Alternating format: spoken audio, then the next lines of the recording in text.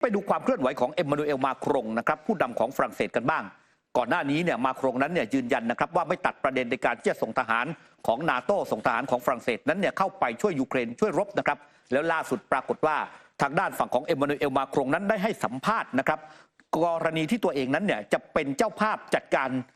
รแข่งขันกีฬาโอลิมปิกนะครับซึ่งเขาบอกว่าเรื่องนี้เนี่ยเดี๋ยวตัวเองนั้นเนี่ยจะดำเนินการร้องขอไปยังทางด้านประธานาธิบดีวลาดิเมียร์ปูตินผู้นำของรัสเซียนะครับว่าจะขอให้รัสเซียนั้นเนี่ยหยุดยิงในช่วงที่มีการแข่งขันกีฬาโอลิมปิกโดยเอ็มมานูเอลมาครงนั้นบอกว่ากีฬาโอลิมปิกเนี่ยเป็นมหกรรมที่ส่งเสริมความสามัคคีและสันติภาพซึ่งรัสเซียก็ส่งนักกีฬาเนี่ยเข้าร่วมในการแข่งขันครั้งนี้ผู้นำฝรั่งเศสตอบคำถามเกี่ยวกับเรื่องของการส่งทหารเข้าไปยูเครนอีกครั้งหนึ่งโดยระบุว่าสาเหตุที่ทำให้ฝรั่งเศสเนี่ยไม่ตัดความเป็นไปได้ในเรื่องนี้เนี่ยเป็นเพราะว่าสถานการณ์ในยูเครนนั้นกำลังย่ำแย่และภูมิรัฐศาสตร์โลกในปีนี้กำลังเปลี่ยนแปลงไปนะครั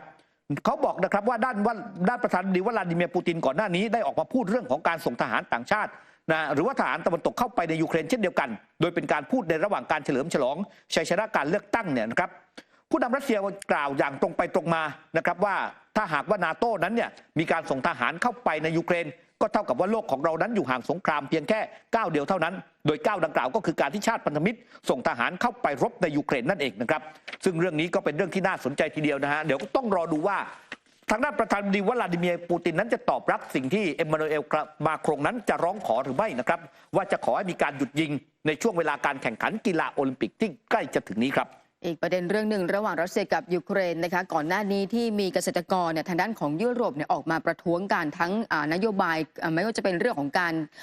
ารที่จะนำเข้าหรือว่าการส่งออกธัญพืชหรือแม้กระทั่งเกษตรกรเองต่างๆที่ออกมาประท้วงกันก็มองว่านโยบายต่างๆของชาติยุโรปณวันนี้เองต้องการที่จะเรียกร้องให้สหภาพยุโรปเนี่ยดำเนินการในการเก็บภาษีศุลกากรในการนำเข้าสินค้าเกษตรจากทางด้านของยูเครนอีกครั้งหนึ่งหรือว่าแม้บางคนเนี่ยพูดถึงเรื่องของนโยบายดีลที่มีการพูดคุยกันในการจัดการการเปลี่ยนแปลงสภาพภูมิอากาศของสหภาพยุโรปอย่างก่อนหน้านี้เนี่ยจะเห็นว่ามีเกษตรกรอย่างโปแลนด์ฮังการีหรือว่าสโลวาเกียนะคะมีการพูดถึงว่าราคาสินค้าการเกษตรเนี่ยมันลดลงทั้งที่ยูเครนไม่ได้เป็นส่วนหนึ่งใน27ประเทศของสมาชิกของสหภาพยุโรปแต่อย่างใดล่าสุดนี้นะคะทางด้านของสหภาพยุโรปเนี่ยเตรียมตัวในการที่จะเรียกเก็บภาษีนำเข้าธัญพืชจากรัสเซียแล้วก็เบลารุสเพื่อบรรเทาความไม่พอใจของกลุ่มเกษตรกรแล้วก็สมาชิกสหภาพบางประเทศมีการระบุว่าคณะกรรมาการยุโรปเนี่ยคาดการณ์ว่าจะเริ่มเก็บภาษีธัญพืชจากรัสเซียแล้วก็เบลารุสอยู่ที่ถ้าตีเป็นมูลค่าดอลลาร์สหรัฐอยู่ที่103.26ดอลลาร์ต่อตันด้วยกันแล้วก็บอกได้ว่ามีการเรียกเก็บภาษีเนี่ย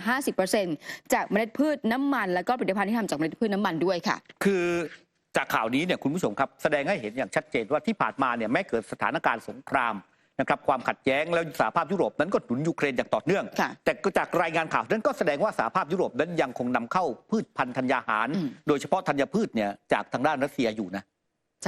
ก็ถ้าไม่นำเข้าเนี่ยถ้าไม่นำเข้าเนี่ยจะไปเก็บภาษีเขาเพื่ออะไรนะแสดงว่าคืนนี้ก็ยังมีการนำเข้าสินค้านะครับจากทางด้านรัสเซียอยู่อย่างต่อเนื่องนะครับในขณะที่สื่อของสหรัฐอเมริกาอย่างวอชิงตันโพสต์นะครับได้ออกมารายงานข่าวนะฮะว่าสถานการณ์ที่มันเกิดขึ้นใ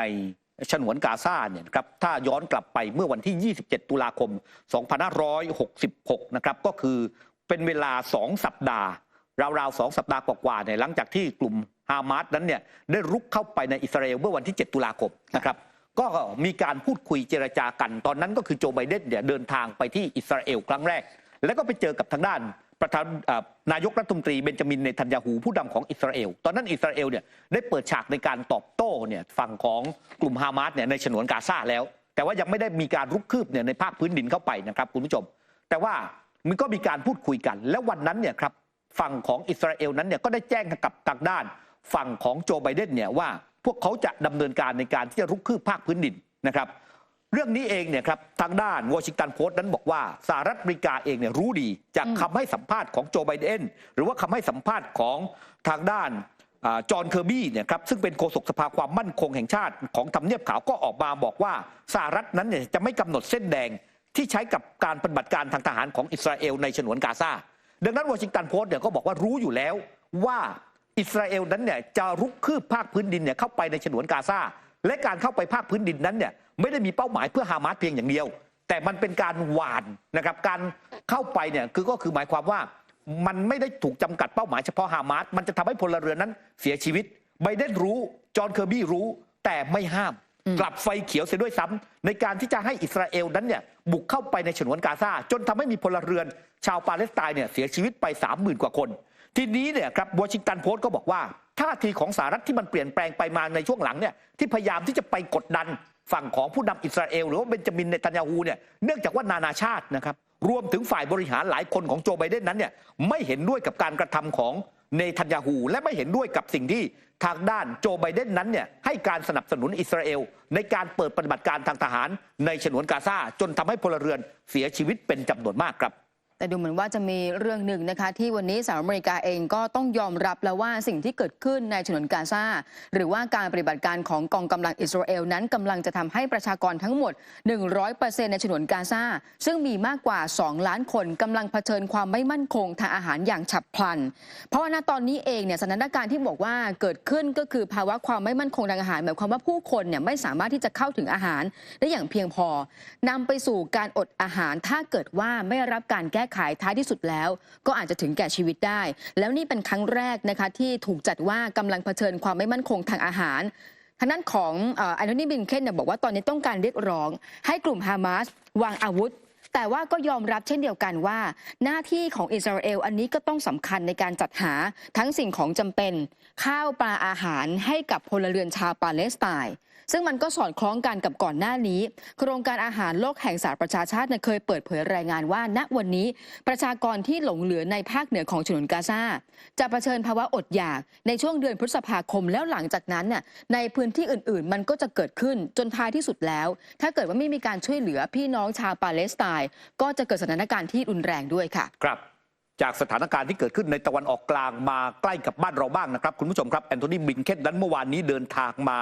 ที่กรุงมะนิลาประเทศฟิลิปปินส์นะครับซึ่งมาพบกับทางด้านประธานาธิบดีเฟอร์ดินานด์ มาโกส จูเนียร์ซึ่งสิ่งที่แอนโทนี บลิงเคนนั้นเนี่ยได้พูดกับทางด้านเฟอร์ดินานด์ มาโกส จูเนียร์นั้นเนี่ยก็คือบอกว่าเวลานี้เนี่ยนะฮะทะเลจีนใต้นั้นเป็นเส้นทางเดินเรือที่มีความสำคัญกับฟิลิปปินส์ทั้งในความมั่นคงและทางเศรษฐกิจบลิงเคนบอกว่าทะเลแห่งนี้เนี่ยมีความสำคัญต่อภูมิภาคและก็สหรัฐรวมถึงโลกใบนี้เหตุนี้เป็นเหตุผลเดียวที่รัฐบาลสหรัฐนั้นเนี่ยจึงยืนหยัดเคียงข้างฟิลิปปินส์ในเรื่องนี้โดยให้เป็นไปตามกรอบของข้อตกลงความร่วมมือด้านความมั่นคงระดับทวิภาคีนะฮะพอเกิดเรื่องนี้ขึ้นมาเนี่ยปรากฏว่าหลินเจียนโฆษกกระทรวงการต่างประเทศของจีนนั้นเนี่ยนะครับก็ได้กล่าวถึงกรณีที่แอนโทนี บลิงเคนนั้นเนี่ยได้มีการพูดคุยแล้วก็ให้การสนับสนุนฟิลิปปินส์โดยโฆษกกระทรวงการต่างประเทศของจีนนั้นบอกว่าความร่วมมือทางทหารระหว่างรัฐบาลสหรัฐกับฟิลิปปินส์ต้องไม่เป็นอันตรายต่ออธิปไตยของจีนซึ่งรวมสิทธิ์ในการเดินเรือและผลประโยชน์ในทะเลจีนใต้ที่ฟิลิปปินส์ยังคงต้องอ้างโดยมิชอบด้วยกฎหมายนะครับนี่เป็นการตอบโต้ทันทีนะครับแล้วก็บอกว่าวันนี้เนี่ยสหรัฐไม่ควรที่จะเข้ามาวุ่นวายในปัญหาทะเลจีนใต้ซึ่งเป็นความขัดแย้งจีนกับฟิลิปปินส์เท่านั้นสหรัฐนั้นไม่เกี่ยวด้วยครับมาร่วมสนับสนุนท็อปนิวส์นำเสนอความจริงได้แล้ววันนี้เพียงกดปุ่ม Super Thanks แล้วเลือกจำนวนเงินตามที่ต้องการได้เลยครับขอบคุณครับ